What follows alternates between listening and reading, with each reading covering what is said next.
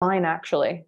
So it looks Okay. like everyone's off. So, all We had right. a Well, last week. I mean, last time too. It's only 3 of us, so it was yeah. quite. Well, welcome to the DIB Influencer Group APAC friendly meeting time. I think this is going to be quorum. This has like really low attendance, so we may want to consider a different day if Tuesdays are not good for everyone. I'll do a poll in the channel and see what's going on. What I just was thought the this was. attendance in the last meeting? Go ahead, Liam. Sorry, what was the attendance in the last meeting that wasn't APAC friendly? That was like US friendly. 3. I think it was 3. Okay. Well, we need to address that. But yeah, thanks, Jackie. Yeah, and it looks like last meeting was on a Wednesday at 10, I think. So that, or 8 Pacific. So I think that's typically the way that we alternate time zones. So we'll have to work with the team on that. I'll take that going forward. And I haven't had really great async participation either. So that's a little, discouraging. Sherrod and I have been pretty active though on getting the neurodiversity goal kind of throughout OKRs in the organization. So we do have the CTO, we do have some sales participation. I know that CSMs are doing the Q2KR for doing neurodiversity training. So those are all really great things. I do have in the issue, the first agenda topic, a content strategy for us to think about what we're going to do around neurodiversity. So in our Q2 issue, we have 3 main items, and I'll show the issue real quick, which is like increase awareness of neurodiversity by having managers take the training. We have that covered with OKRs embedded in each of the organizations, but then creating like weekly team member spotlights to highlight and celebrate neurodiversity, and then adding guidelines to GitLab communication to support neurodiversity. So those are 3 different actions that we can kind of take in Q2. It'd be great to get different volunteers and not just have me and Sherrod taking this forward. But we can see about promoting that inside of the Slack channel. Hi, Rashmi, how's it going? Hello, sorry for being late. Just been one of those end of quarter days. Cool. And Jackie, I'm definitely happy to work with you and Sherrod to push forward for sales. And I know Sherrod, and we have made progress with the CS organization. So definitely happy to, leverage. I know Sherrod is leveraging this for sales as well. So happy to work with her on that as well. Okay, good. That's awesome. On the other activities around like neurodiversity and what we want to do, I think there's some other things like around driving awareness where we can have people posting in different Slack channels across the company, or even like TMRG Slack channels. It's just how do we drive awareness of being neurodiverse, inclusive, and in our company. There's a lot of opportunities for us to take here. It'd be great to get some more engagement either in our Q2 issue or in our Slack channel. So that's kind of my talking point here. Any other thoughts on this? Sorry I was late, everybody. Following our last conversation, I've been enabling closed captioning on everything. Every meeting I go into, I'm like, closed captioning, and it may not be useful to anyone particularly in there, but just to sort of have that in people's minds is something I've been trying to do. I did see the call out. Someone pinged me on an issue to sort of drive in my area. I've been pretty underwater the last couple of weeks, so I apologize. I haven't really been super responsive or as responsive as I normally am. OKRs going on right now, a bunch of other stuff that's like pretty hectic. And unfortunately, from my perspective, I have 5 top-down KRs that I'm just from top down, not even my own stuff that I want to think I need to work on. But we do have an item for continuing to have a diverse team as being a key OKR, which I think we can actually have some text in here or some idea of a KR in there that we can contribute to. I'll take a look at the issue and see if I can inject something into that. I would expect that we already talked with Jorg about those aspects of neurodiversity being a key aspect of what we're trying to focus on this quarter. I can grab a link to that if folks would like. I'll stop talking. Yeah, so unpacking a couple of things that you just said there. So I think it's a good idea that maybe that's part of our GitLab communications MR update for people to remember to like enable captions inside of their Zoom meetings. I think that's a great suggestion. We can kind of record that in the issue and take that forward. As far as CTO alignment with supporting the neurodiversity training, I did suggest that to Jorg before his offsite, and he said that he would talk to the team about it. And I think that out of the offsite, that may have been one that aligns with the 5th yearly, which is supporting a diverse team. So I do think that we'll have participation from engineering leadership in that regard. Yeah, and while you were explaining it, thanks, Jackie. I'm just checking it's restricted. I'm sure some of us have access, but I don't know who does. But there's a specific call out to completing neurodiversity training and a link to a Slack message ostensibly from you. So like, I think that's certainly part of the documentation for the engineering offsite. Well, that's cool. Yeah, so that's great to hear. yes.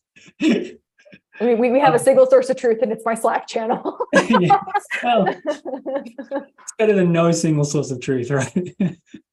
I know that it's embarrassing though. I should have done a better reference there and like, more async communication, but we'll get there. Iteration.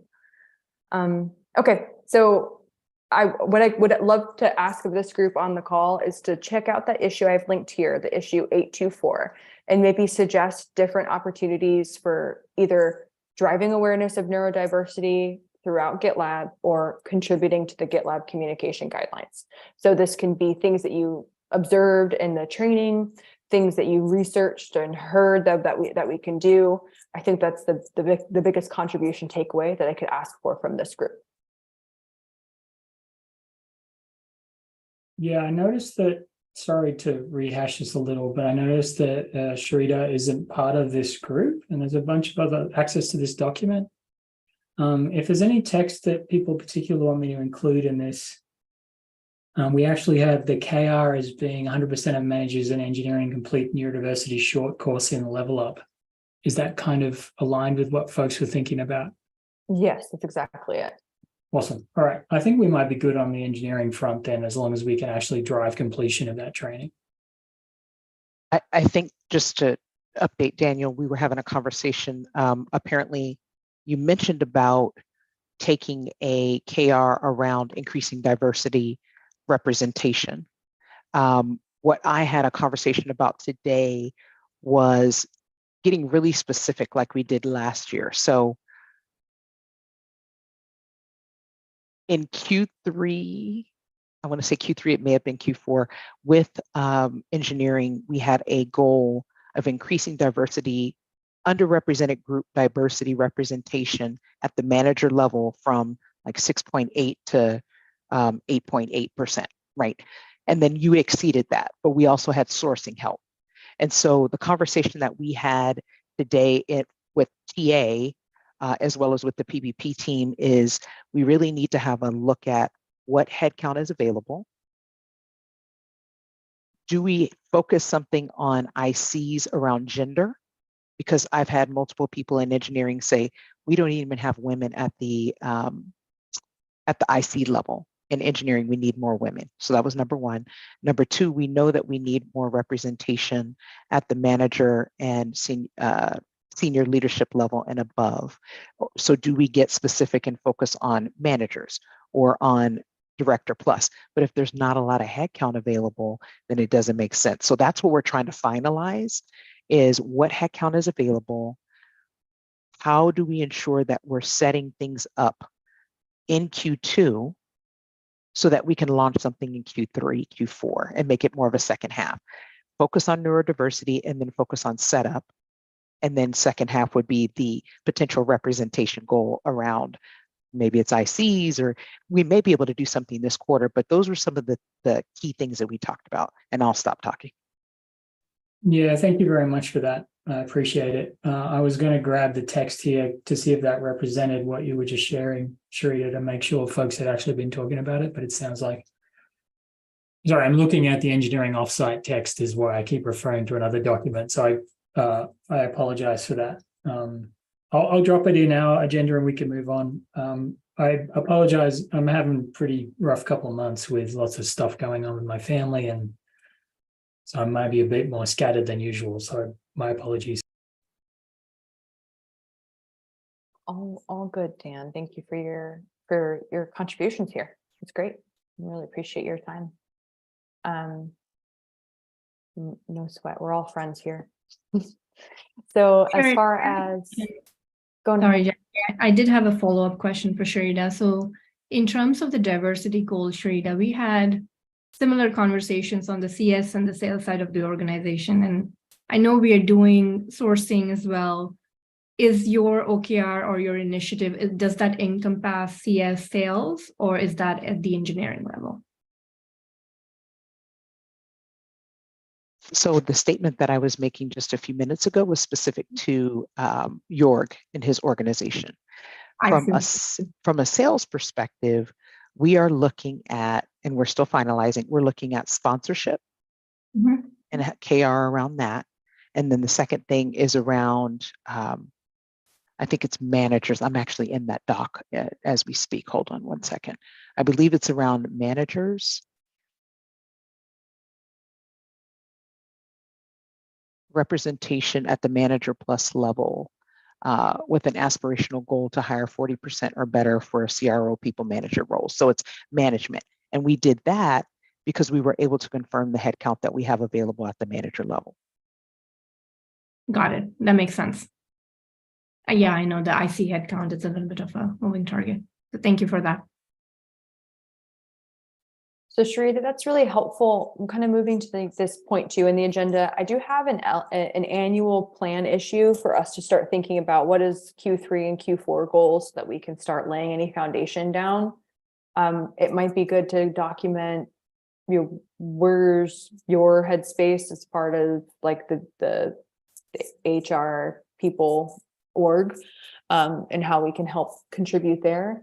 But I know that Rashmi, to your point after, there's this request for training, and content around unconscious bias. Maybe that's an opportunity for us to, amplify unconscious bias and, spotlight that in Q3 or Q4.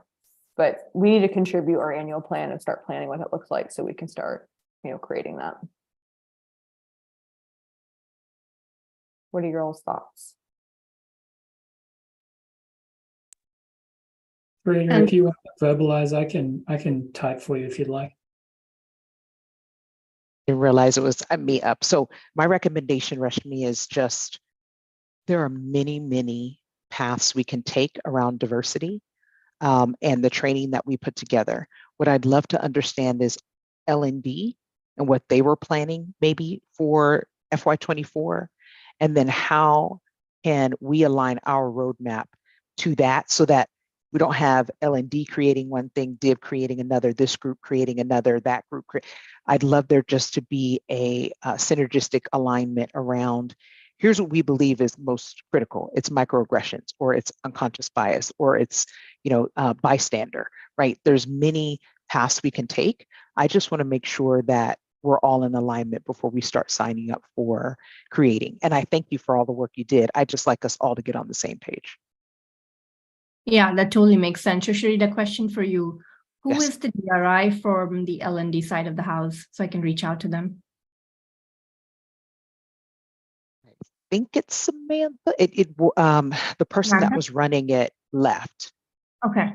All right. I Um, can reach out to Samantha and I and can can you ask. just copy me, and then we can all get on that same page. I normally talk to Rob, but Rob is not the DRI for that. So, Yeah. and then I think we can make a determination of what's going to be best, and then come back to this group. Got it. Yes. And we did, and I know she's no longer part of the organization. She used to lead L&D. So we did create our previous content with her. So we have that.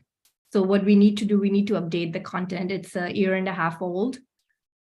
I do suspect we will need level up. The branding is not, it's old branding. And the second is content will need some expansion on the microaggression side, which we don't have. Who did you create that with? Chris Reynolds. Oh, I was talking about Satu. Oh, I see. So Chris Reynolds was part of she used to lead L&D for the field teams. Okay, I didn't know Yeah. her. Okay. And I think she joined right when she left right when you joined. And she was very helpful in creating this. And right now we are doing this in a very unstructured, team meeting manner. And there is a lot of talk about microaggressions and cognitive biases, especially in the field teams, and even when we work with customers on how can we do better, based on our values and so on. So definitely. And I have a microaggressions deck that I used and created at Lyft, and it's educational, just kind of talking about the subtle acts of exclusion, microaggressions, and the differences. And then the back half of it is more, what would you do? And you provide scenarios, right? And so the engagement piece really works with the educational piece because people learn differently. That's perfect. And I think that's what we're looking for, actionable. What can we do together? And Sharita, what's your preferred mode of communication? Is it Slack, email? What do you prefer? Slack is fine. Slack Just is fine? tag me. Okay. Because if I can't get to it, then I can remind myself. Okay, sounds good. I will do that. I'll take that action item and I'll provide an update to this team back after we speak to Samantha. So it sounds like unconscious bias training, if we can align that with L&D, is definitely an opportunity to put in our annual plan. From like a brainstorming perspective, I'm wondering if there's other diversity topics that maybe we haven't covered more broadly in training, something like language diversity. We're an English first company, but we have lots of non-native English speakers, and people often use slang and examples and different, culture specific language that could be alienating. So I'm wondering if that's something that we could think about. There's lots of other diversity topics. So I'd love to brainstorm and think of like, what should we focus on and stack rank them? Yeah, I was going to say, Jackie, on the non-native English speakers, one of the things that I've seen a bit of that I think we could actually speak to directly is use of analogies. It's all idiomatic language, and if you don't sort of come from the same place, it can be super confusing. We try to use analogy and those sorts of things to help explain something, but it relies on sort of a shared cultural or societal understanding of what that is and what it means. So you can use a baseball analogy with me and I might understand it because I've been in the States for 20 years or whatever, but maybe I won't. Maybe it'll just make it more confusing. So that, I feel like that's an area that I've seen people struggle with. You don't have to write this down, but the quintessential example is we used to have a race car analogy for MR rate, or one of our key metrics in engineering. And then someone went to change it to a boating analogy because that was better somehow. And I'm like, I mean, I get race cars, maybe a bunch of other people don't. Not even non-native English speaker, although you could argue about Australian being English, but anyway. But it's the sense of like, you need to have a shared understanding of what that culture is, and we certainly don't, whether we're native English speakers or not. And I feel like that's an area where we could see some value.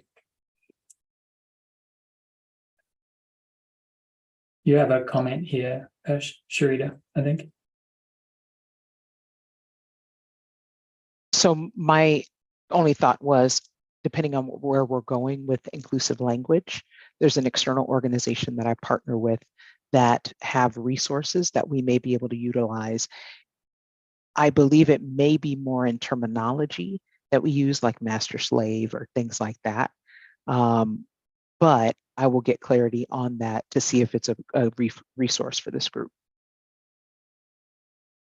That would be cool. I would love to, maybe we can time out engagement there with like a quarter or something. I'm not sure on idea generation here. I would love for us to like have some data that prioritizes what we activate on in the company.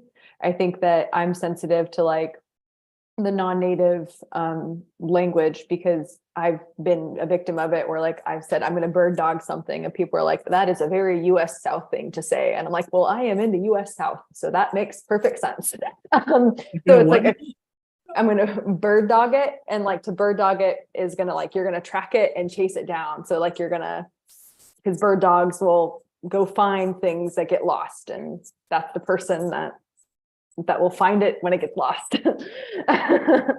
Yeah, that's why I kind of made that point earlier about non-native English speakers. It's not just non-native, it's actually cultural and local, Yes. locale based in some cases, right?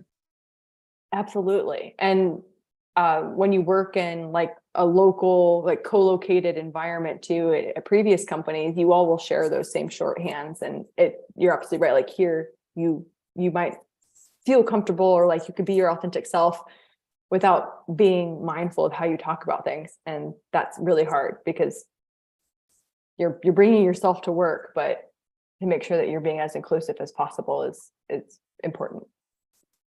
But I don't know, what are the suggestions for idea generation? Should we do a survey? Don't really want to like inundate somebody with a survey. Do we want to do a poll? I really want to get your thoughts here on how we can get more ideas in the funnel. I think maybe we start with like DRIs per group and then do it that way instead of inundating everybody with surveys. I've also heard a lot of, hey, you all are an American company, and we're like, yeah, sure, we are founded in America. So there's definitely something there. It's definitely something to do with language. Also meeting, I have heard meetings are very American-centric time zone meetings. If there's something to do with, and I know I was in the EMEA channel where we were talking about maybe an alternate APAC EMEA meeting, and we do that for for the SA organization. We do like alternate leadership meeting EMEA APAC, and that seemed to have helped a lot. However, I still see that sentiment of GitLab being an American company. So there's also something there, Jackie, if we can, at least the leadership meetings, if we can move to an alternate cadence, maybe that will be a good start. I don't have a pulse on how many teams are doing that, or like maybe even having DRIs per engineering, product, sales, CS, kind of understanding that might also be helpful. Yeah, that's a great suggestion. I'm linking an issue in here that Peter Clitheroe has been leading, and it's increase EMEA time zone representation. So he's been engaging with EMEA folks around GitLab to understand their perceptions of being included in meetings. And one of the outputs from this issue is to create like recommendations for leadership to improve representation based off of the sentiment. It sounds like he's also going to solve some like, how do we create an EMEA community inside of GitLab so that people feel like they have a community that they can go to and share experiences with. But I know that he's been doing this in Q1, and it'll probably carry over into Q2. So I think we can get more engagement around that for sure. The one recommendation I would make there is to make sure that we are also engaging internal comms, just so that there's alignment with our communicate, like Devin or even Kayla Golden, and I can put their names in here. That way, as we're having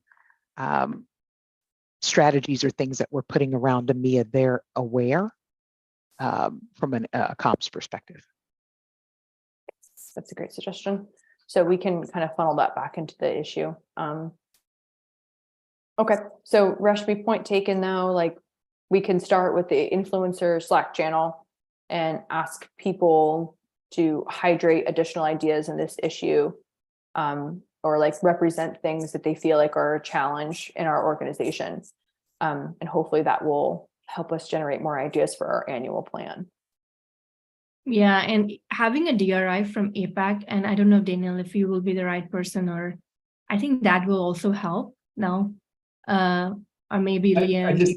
I have the accent. I've actually located in the US. Yeah, no, I didn't want to make that call or suggestion, right? So maybe having somebody from APAC as well might help with additional ideas that we might have blind spots towards. So that's another thing, Jackie. I don't know if you know somebody in the DIB influencer group who's from APAC or willing to help us here. Yeah, so Bartek would be a great example of someone who's in APAC that's also in the influencer group, but I don't want to volunteer him for this. So we also have Liam, who I think lives somewhere in that region. but I feel like he has a full plate, so making him the DRI for APAC time zone is probably not Yeah, helpful. It's funny because right now I'm the only one with the accent, but I've been in the States for 20 years, so I don't really count, I reckon. An accent too, Daniel, don't I? I've been in the States for like 18 years. Yeah, that was really biased of me, wasn't it? I apologize. I feel like I should stop the recording. Just No, kidding. Share the recording. I Jackie. don't mind being wrong. I'm always messing stuff up. Okay, so I think that exhausts our agenda because we talked about your items here, Rashmi, already. I think the action items to take forward are to kind of frame out our neurodiversity action plan and what we want to do as far as content across the company. And I'll rely on people in this call to kind of volunteer and help share and spread the word there. And then the second one is to get more ideas around our annual plan. And then Rashmi, you're going to follow up with Samantha Lee on unconscious bias training. And we can think about that being for Q3 or Q4. Anything else that I missed on that? I will I'm going to just do a bit of a roll call with the current DIB influencers, just in terms, because we've got, I think, 3 currently. And I don't want to put that all onto you, Jackie. So I will kind of see where everybody's at, if they want to still participate. And if they do, then please do, essentially. Because, yeah, we can't, this is not going to move by having just 4 people. There's 26 people inside the Slack channel. So, yeah, let's try and get some more engagement. Yeah, and it's one of those things where like we're asking for volunteers to like complete this action, and we know that everyone is like doing multiple jobs right now, so it's really hard to like have people prioritize this. And I completely get it. I'm trying to find ways to like, how do we create an incentive for people to do that, other than just I agree. But I think that the reason why we have 15-20 people is that we can put it into really small bite-sized chunks, and so it only takes 20 minutes, half an hour of somebody's week to perform some of these actions. And so, and that equals, you know, up to 10 hours a week when it's all collected together. If it's just you, Sherrod, Rashmi, and Dan, yeah, you're gonna be doing much more work, which is going to burn you out. So that's the rationale behind it. So this, fingers crossed. And if not, we can always start looking for some other people to help out as well. Yeah, that sounds perfect.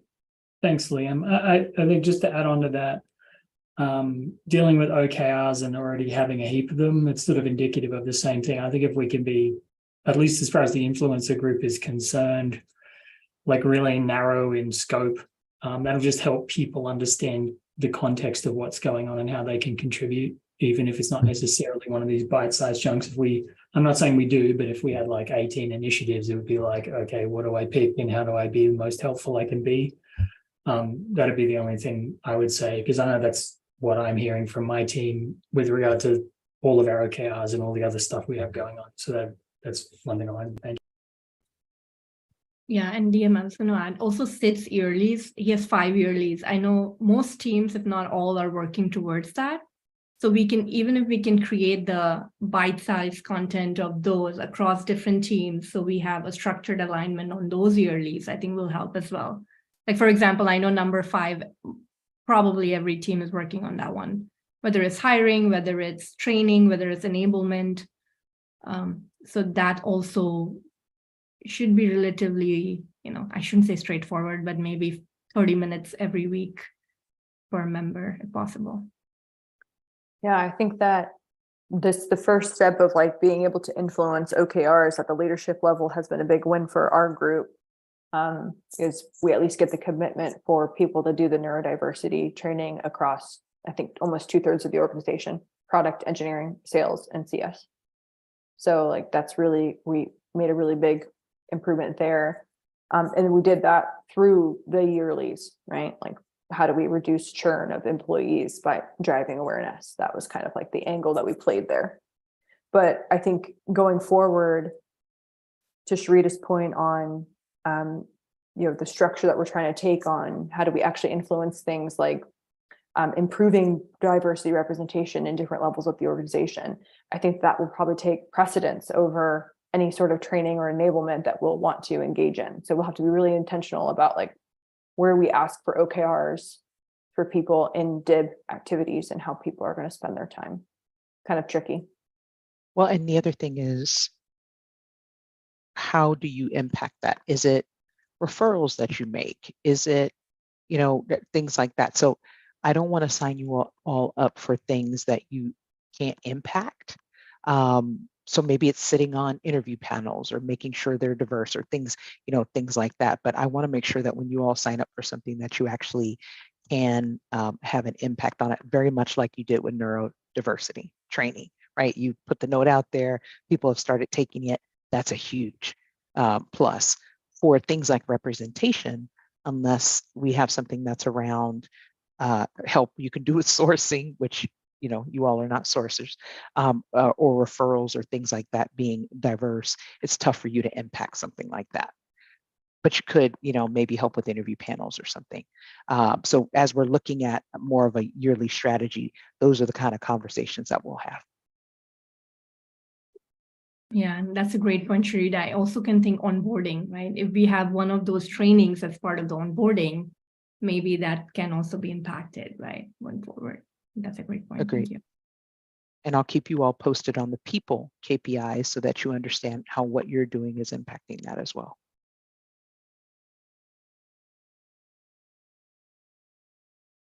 All right, awesome. Thank you all for your time here. I'll link in the in our Slack channel the action items that we're going to take forward from here, and the link to this recording.